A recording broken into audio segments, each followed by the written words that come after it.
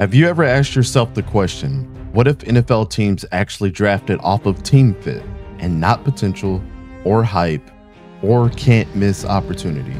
I wanted to break down the top 6 quarterbacks in this draft, where they would go based on team fit, in my opinion, and why. My name is Dante. I appreciate you checking out this video, so let's dig in.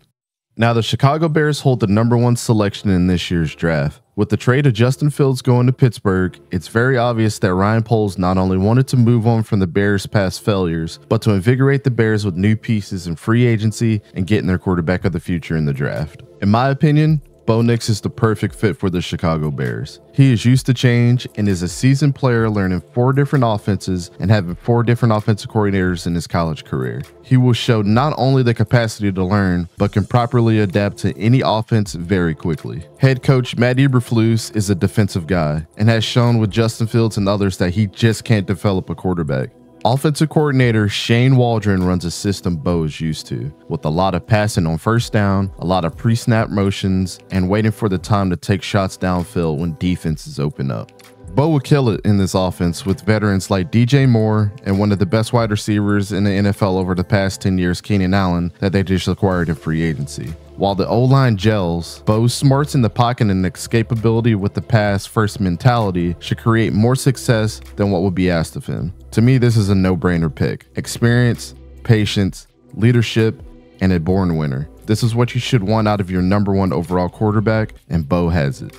With the Commanders picking at #2, they do have a slew of quarterbacks they can choose from, but to me, one out of the bunch makes too much sense. The Commanders should select Caleb Williams here with the 2nd overall pick. Obviously, 𝗕𝘂𝘀𝗀𝗀𝗀 Kingsbury was the offensive analyst and quarterbacks coach for the USC Trojan when Caleb was there this past year. So him being the offensive coordinator for the Commanders would benefit Caleb well. Again, like the Bears, having a defensive head coach in Dan Quinn may be a disadvantage, and he could turn the focus to the defense for the future. So it's important to get their quarterback one of the future now. I'm sure Cliff could design the offense well around Caleb and his skill set. Caleb could be a better on-paper version of Kyler Murray. Another thing Cliff would be used to is exactly what was mentioned before in Kyler Murray. Cliff, if you remember, was the head coach of Kyler after he had drafted him to the Cardinals. Kyler also won his Heisman under Lincoln Riley, and so Cliff knows that archetype of quarterback.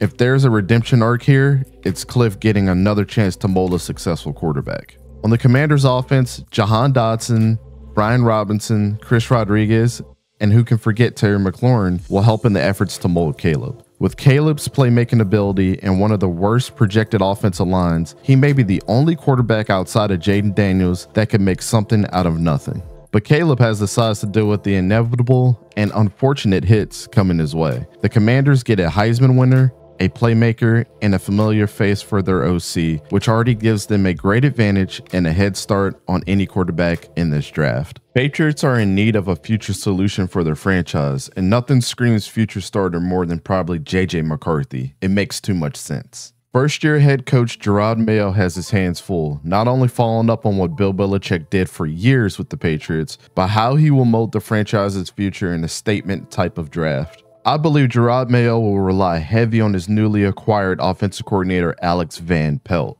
He has 20 years of experience in the NFL and is a former quarterback. The intention would be to let JJ sit behind Jacoby Brissett and Bailey Zappi for at least 9 games and see what they have later on in the season if this team isn't doing well. A year to sit behind strong competition could be the difference between good and great for JJ. Having Ramondre Stevenson and Antonio Gibson definitely helps as a supporting cast of running backs, something that he was used to at Michigan. At wideout, he has veterans as well in Kendrick Bourne, KJ Osborne, Jalen Reagor, and Juju Smith-Schuster.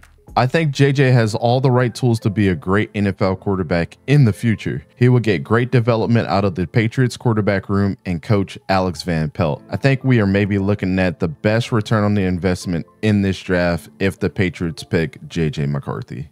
There's no mystery Kevin O'Connell likes to throw the ball, with having Justin Jefferson and Jordan Addison, 2 of the most prolific downfield threats. The Vikings need to go get a downfield thrower, and maybe the best one in this draft, Michael Penix Jr. With some deficiencies they still have on the offensive line, Penix is actually more mobile in the pocket than what people give him credit for, having 3 touchdowns on the ground last year and 22 yards against Oregon State and 31 yards against Texas in the college football playoff to help them get to the Natty. Penix is definitely not Kirk Cousins.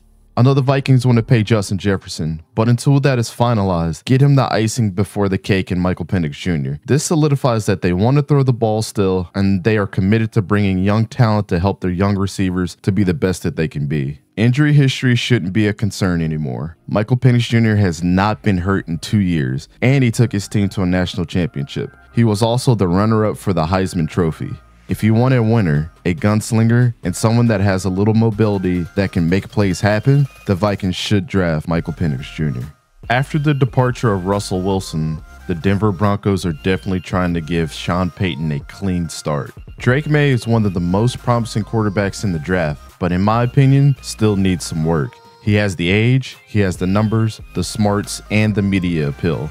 Not only could this be the quarterback for Sean Payton, but also to revive him as a prominent coach in the NFL. A couple good running backs in Courtland Sutton at wide receiver is a great thing to have. The Broncos also have 8 draft picks, so they can surely find wide receiver depth anywhere to help Drake Maye, with even a chance to draft Tez Walker, his wideout #1 from North Carolina. Drafting Tez with the 76th overall pick or the 121st overall pick will help bring some familiar talent in for Maye. Jarrett Stidham will definitely have some pressure on his hands because Broncos country will want to change, especially if Drake is chosen and the Broncos are playing bad football.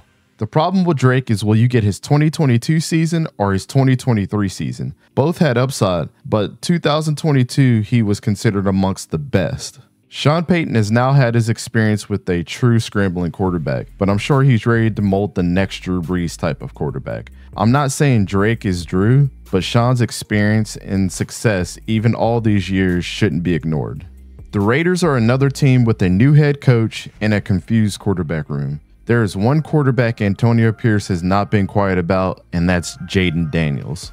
There is an established relationship between head coach Antonio Pierce and Jayden Daniels from the past. Pierce was the assistant head coach at Arizona State before Jayden Daniels decided to transfer to LSU.